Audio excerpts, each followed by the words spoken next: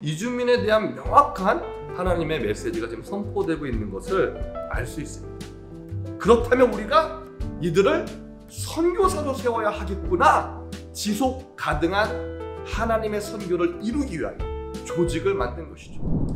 안녕하세요. 오늘은 이제 세 번째 시간이네요. 오늘은 이주민 선교의 역파송에 대해서 같이 이야기를 나누고자 합니다. 이주민 선교에 있어서 가장 중요한 것은 역파송입니다. 근데 그에 앞서서 우리가 먼저 이주민에 대해서 조금 이렇게 분류를 해서 생각할 필요는 있어요. 정착하는 그런 이주민들, 그리고 또 비정착하는 이주민들. 그래서 정주, 비정주 이렇게 나누기도 합니다. 정주, 정착하는 이주민, 정착주민.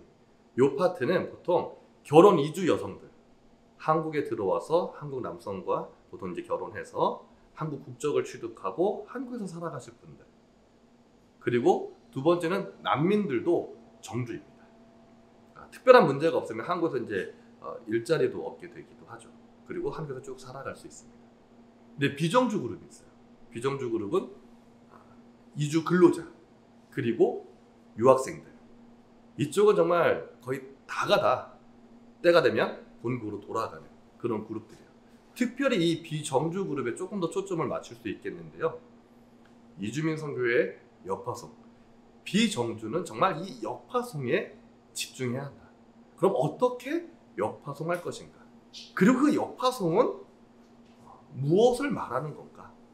보통 우리가 생각하고 있는 역파송은 어떤 것일까요? 태국인 근로자를 놓고 본다면요. 태국에서 한국으로 와가지고 하나님을 만나고 또 예수 그리스도의 제자가 되어서 그들의 땅 태국으로 가서 복음을 전하고 또 그곳에 교회를 개척하거나 그렇게 이제 그리스도의 제자로서의 삶을 살아가는 그것을 보통 역파송이라고 많이 생각합니다. 근데 오늘은 특별히 하나님의 말씀에 근거한 이주민 선교의 역파송을 우리가 좀 나누기를 원합니다. 제가 오늘 이사야서 66장 18절에서 21절까지의 말씀을 읽어드릴게요. 내가 그들의 소유와 사상을 나누라.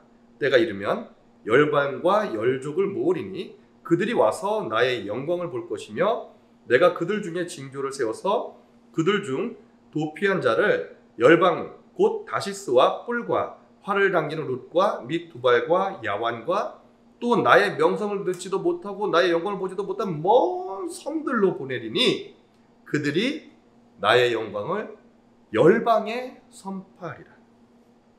열방에 선포하리라. 나 여호와가 말하노라. 이스라엘 자손이 예물을 깨끗한 그릇에 담아 여호와의 집에 드림같이 그들이 나의 모든 형제를 열방에서 나의 성산 예루살렘으로 말과 수레와 교자와 노새와 약대에 태워다가 여호와께 예물로 드릴 것이요 나는 그 중에서 택하여 제사장과 레위인을 삼으리라. 여호와의 말입니다. 오늘 이 말씀을 보면은요, 이주민에 대한 명확한 하나님의 메시지가 지금 선포되고 있는 것을 알 수 있습니다. 그런데 역파송의 성경적 원리를 여기에 지금 담고 있는 것이죠. 뭐예요? 그들의 땅으로만 돌아가는 것이 아닌 하나님의 영광을 보지도 못한 먼 섬들로 보내리니 하나님으로부터 그렇게 보냄을 받으리니 그들이 하나님의 영광을 열방에 선포하리라. 내가 그 가운데 택하여 제사장과 레위인을 삼으리라. 즉 하나님이 그 이주민 가운데 택하여서 열방의 제사장과 열방의 레위인을 삼아서 그 하나님의 영광 예수 그리스도 그 복음을 듣지 못한 이들에게 전하게 하신다. 세계 열방을 향하여 보내신다. 그러므로 이제 우리나라에 와 있는 예를 들어 태국인 근로자들은요, 여기 한국에서 하나님을 만나고 예수 그리스도의 제자가 되지만 그들의 땅으로만 가는 것이 아닙니다. 그들은 이제 국경을 넘어서 제3국, 제4국으로 세계 열방을 향하여서 열방의 제사장과 레위인으로서 나아가게 된다는 것이죠. 이거는 하나님이 지금 기록하신 말씀을 선포하고 계시는 거예요. 하나님은 이 일을 이루시겠다고 강력하게 말씀하고 계시는 것입니다. 그렇다면 우리는 어떻게 돼요? 그 말씀을 받들어서 그렇다면 우리가 이들을 선교사로 세워야 하겠구나 라고 하는 결정이 있어야 하는 것입니다. 저희 교회에 태국인 근로자들이 와서 주님을 영접하게 되면 제일 먼저 배우게 되는 건 바로 정체성입니다. 그것은 우리가 그리스도인 되었구나, 하나님의 자녀 되었구나, 이 정체성으로 끝나는 것이 아니라 나는 하나님의 선교 완성을 위하여 세계 열방으로 보내지는 선교 공동체 일원이다. 세계 선교를 위한 열방의 제사장과 열방의 레위인이다라고 하는 선교적 정체성을 갖는 것을 제일 먼저 배우는 거예요. 그렇게 하다 보면 이분들이 그 정체성으로 말미암아 본인들이 해야 할 일들을 이제 하나님 앞에 무릎 꿇고 기도하기 시작을 하고 하나님의 말씀을 통하여서 무장하기 시작을 하는 것입니다. 저희 교회 성도들은 2006년으로부터 올해까지 이제 17년 되었는데 70여 명의 신학생들이 배출되었고요. 그중에 신학교를 졸업한 성도들 중심으로 태국에 7개의 교회가 세워져 있습니다. 물론 그중에 1개 교회는 기존에 있는 교회에 담임 사역자로 들어가서 사역을 하고 있고요. 6개의 교회는 순수하게 개척한 것인데 그중에 5개의 교회는 다시 연합을 해가지고 태국 복음주 연맹 산하의 교단으로 설립되었습니다. 무엇을 위해서요? 지속 가능한 하나님의 선교를 이루기 위한 조직을 만든 것이죠. 이제 그들은 선교를 준비합니다. 하나님의 선교를 말합니다.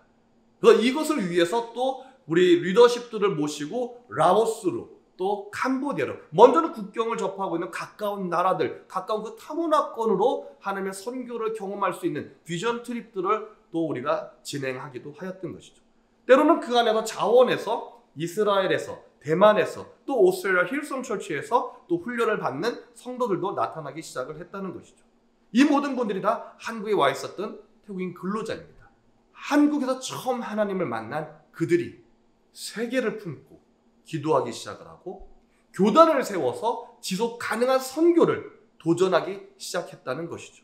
오늘 하나님이 기록한 이 말씀은 지금 실제 성취되고 있는 살아있는 말씀입니다. 여러분도 이제 이 일을 위해서 함께 기도해 주셔야 합니다. 한국의 많은 교회들은 더 이상 가난한 유주민, 가난한 근로자, 가난한 유학생 이렇게 보는 것이 아니라 열방의 제사장과 열방의 레위인 되어서 세계 선교를 향해 나아가는 하나님의 종들, 그리스도의 증인들이다. 그리고 이제 그들이 그들의 땅에서 오히려 지속 가능한 선교 공동체, 선교 조직을 이룰 수 있도록 우리는 계속해서 도전하고 또 가르치기도 하고 지원하고 응원해줘야 하는 것이죠. 이제 우리가 기대하는 것은 어느 한날에 우리 모든 태국인 근로자 성도들이 전 세계에 선교사로 나가 있다가 파타야도 좋습니다. 방콕도 좋습니다. 어느 한 곳에 우리가 장소를 정하여서 다 모여서 세계 각지에서 다 모여서 각 나라에서 하나님 행하신 그 일들을 선교 보고하는 그날이 저희 교회의 궁극적인 이 땅에서의 목표인 것이죠. 오늘 그날을 기대하며 또 여러분과 함께 기도하길 원합니다. 감사합니다.